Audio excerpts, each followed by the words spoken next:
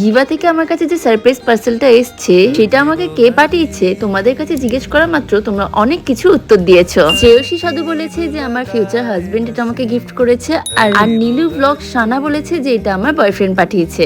শ্রেয়সী সাধুর কথা আমি একদমই ফেলতে পারবো না, কারণ সেটা সময় বলবে। নীলু ব্লগ সানা একদম সঠিক উত্তর দিয়েছে, তাহলে আশা করি তোমাদের উত্তর তোমরা নিজেরাই পেয়ে গেছো। আসলে এই জিনিসটা আমার কাছে আসারই কথা ছিল না, কিন্তু সে ভুলবশত আমার ফোন দিয়ে অর্ডার করে দিয়েছিল বলে জিনিসটা আমার কাছে চলে এসেছে। আমাকেও স্ট্রিটলি বলে দিয়েছিল আমি যেন গিফটটা একদম ওপেন না করে দেখি, বাট আমার জন্য সারপ্রাইজ গিফট আমি ওপেন করব না তা কি করে হয় বলো? তাই আমিও ওয়েট না করতে পেরে ওপেন করেই ফেললাম। ওপেন করা মাত্র মূল জিনিসের থেকে এই কার্ডগুলোর প্রতি অ্যাট্রাকশন আমার বেশি ছিল, সেগুলো হালকা একটু পড়াশোনা করে নেওয়ার পর চলো আসল জিনিসটা ওপেন করা যায়। এই হলো আমার সেই সারপ্রাইজ গিফট। এই গিফটটা আমার কাছে খুব স্পেশাল। চলো এবার তাহলে এখন পড়ে দেখা যায়। আচ্ছা, লিংকের জন্য কমিউনিটি পোস্ট চেক করতে একদম ভুলো না। বাই।